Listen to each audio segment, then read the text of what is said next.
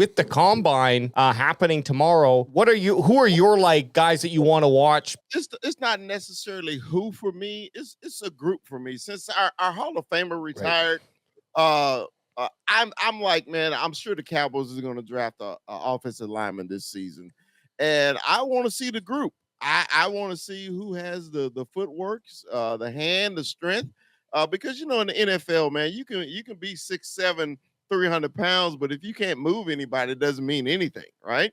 So I always pay attention to the big boys in the combine. They're my favorite. I'm always going to show them love. I really want to see who's benching the most. That 225, how many times you can push it up. If you can get close to Larry Allen, I'm drafting him. So that's what I'm looking for. And actually, people don't realize that 40 is important for the big boys too. And the reason it's important is because the trapping and the pulling and everything that the big guys got, they got to have great footwork. So if you can get a sub 40 guy as an offensive lineman or right there at 5'1", 5'2", man, that's just perfect for me. So for me personally, I'm all in on the big fellas. I got a question for you, just to kind of piggyback off your answer a little bit. As far as the 40, I know the 40, it's kind of the main event that everybody wants to watch. Like you tune in for the 40, but what is it? The 10-yard shuttle? Is that what it is? The 10-yard shuttle? I feel like that has quite a bit of merit, especially for the bigger guys, because if you're fast within those, 10 yards, I'm not really expecting my big guy to be down there with my running back once we hit 20 or 30 yards, or at least I hope not, unless he's some Madden created player. But I think that 10-yard shuttle is something that I really like to look at when you get the defensive and offensive linemen. On the 40, you want to see the 10-yard and the 20-yard split. Okay, right. What the time is in those 10 and 20 yards, because it's going to tell you their explosiveness and everything, how they can get off the ball and everything like that. And then they do a cone drill for the big fellas, like a pull trap drill, everything like that. Man, you're just working on footwork, because back in the day, we used to just try to get a guy on the ground and you're fine. But now, offensive lineman, you got to keep your feet because you got to reach the next level, so you hardly ever see an offensive lineman on the ground anymore, because they always combo blocking and reaching to the next level. So that acquires speed. Even you see centers pulling now, coming around the corner. So you got to be an athletic guy playing at 300 pounds in the NFL. So what's more important there? Is it the high jump, or the vertical jump, or the long jump, to show that power as well? For a big guy, it's more that broad jump. The broad jump, because a broad. The leaping is more, to me, that's more of an athletic thing. Like, I can dunk a basketball. I don't give a damn if you can dunk a basketball. I want to see if you can knock somebody out.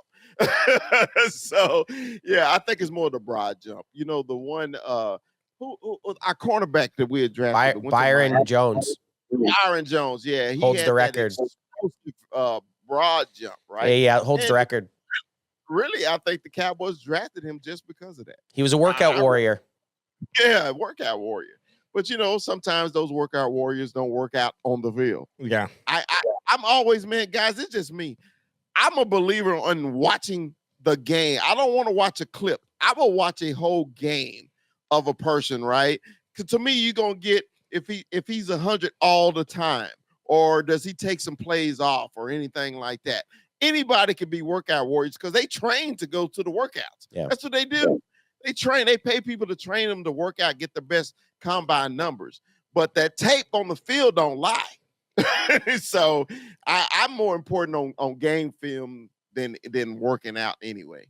Well, Chris, that's why we end up by the end of draft season have about 100 favorite players, because we only watch like the very heavily edited highlight videos, and you can fall in love with every single player that you watch in those. You watch one of those of just all their best plays, and you're like, this guy's the best player I've ever seen. I'm the worst for it. I'm like, I start swooning over my guys. I got my draft darlings, as I like to call them. You're Jackson Dart. Add to Jackson Dart guy this offseason so far. Hey, I could give you a nice little video of me in 1988 at McMurray College in Abilene, Texas. Man, Please. I was a beast. You can send it over. What are you doing? We will be pushing to draft Chris, you, big fella. if you have that raw footage, please send it to us. Send it over. We're making you a hype reel, a draft highlights reel for the 2025 NFL draft. Yeah. Dude, that thing is done and buried. You probably that'll never reach the light. Even if you have it on tape, send it over because I got a bunch of converters because your boy can get that up. You know what I'm saying? It was on that reel to reel thing. Yeah, it wasn't even. Hey, I have one of those.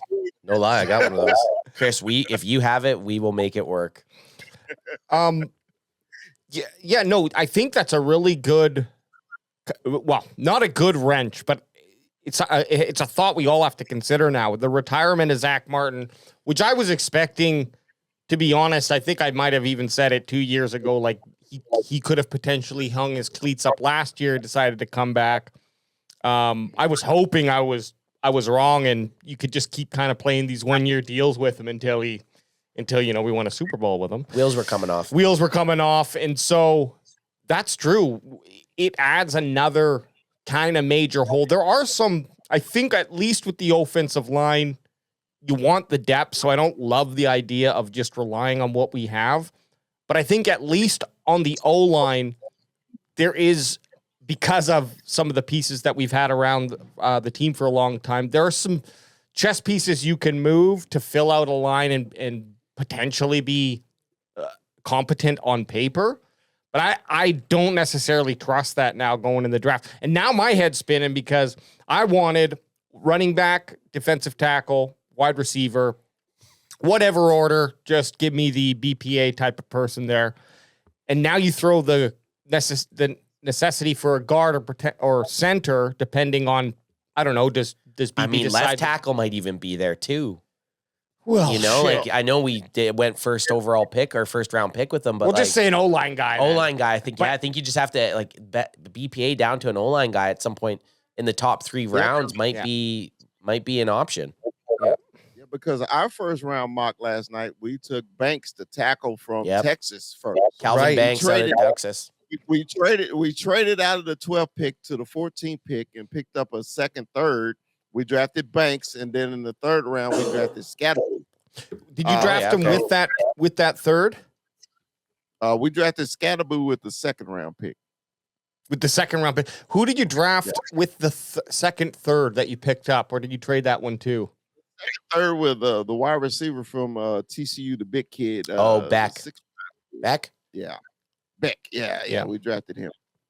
Yeah. So, I mean, I don't mind that type of scenario either. And the more you look at it, and we're going to see what happens in the combine really with who can make those 5 spot jumps with their performance. And then it's like, okay, this guy who was, we could trade back 2 spots and potentially get this guy, but he's 10 spots back. But if he can move himself up, now this trade looks a little bit better for us. And I know that's silly because if you think he's the guy and you think he has the skill, then who gives a shit what everyone else thinks about the quality of the pick, right? I think the only way is if you think you can secure him and pick up something else. That's what I mean. That's the only time. Yes, yeah. Because you're right. If you think he's going to go in the next 5 before you trade back, then you don't care that you're taking him early compared to people. It's like Travis Frederick in whatever year, 2012 or whatever year he was drafted. It's like the Cowboys drafted him and everyone beat that. Like everyone hated that pick, but they saw something with him and it worked out very nicely. Day one starter. Day one starter. And I miss him every day. The only reason he didn't end up being in Hall of Fame without a doubt is because he got Gillian Bears syndrome. I want to say it's called, and freak thing, and it kind of got him out of the league. But big fella, before we move on, I got to ask you, who was it between Calvin Banks and who was the other arguments for you guys, just to give us a little info on what we might have to do later on tonight. Royals was one. Well, no, not in the first. Not in the first. Oh, sorry. Right. I was thinking the wide receivers. No, Genty. Genty. Okay. Oh, wow. So you guys went. Okay, Genty was there, and you guys took the only reason, because we on our show we said we had to be unanimous, right? Mm-hmm. Yeah. It was a unanimous. Everybody has to agree. I was the guys on my show. This drives me crazy. Everybody say you can always get a running back later in the draft. My thing is, if you have an opportunity to get the best in the draft, why wouldn't you get the best in the draft? Is Genty the best running back in the draft? Yeah. If he's there at 12, why wouldn't the Cowboys take him? If he's the best player at the best position, why wouldn't you take him? But on our show, they were like, man, it's so many. But the left tackles and the offensive linemen, they were coming off the board pretty quick. So the best offensive player on the line was Banks from Texas. So we traded back. So we was trying to pick up picks for the Trey Lance crap and all that, and the Mingo crap. Right. So we traded back only 2 spots, and the very next pick, Genty went. Yeah. Well, Chris, I'll say 2 things on this. One, he's not going to be there at 12. I would bet. I don't know if you can bet on drafting, but I 100% do not think he's going to be there. And 2, the guys in the Can Fan stewed here, we are full believers that if you can get the best player at a position, then there's no trading back. You probably should take the best player. And I think that goes for me if anyone fell back, and if say it was Genty and another player that was the best at his personal position, Mason Graham falls back, right? Mason Graham falls back with Genty. I'm taking Mason Graham, right? They're the best player at each position, but the only reason I'm not going with the best running back is because I don't think we'll get as good as a defensive tackle later on in the draft. Yes. That's my only way that I'm supplanting right. the best running back in the draft.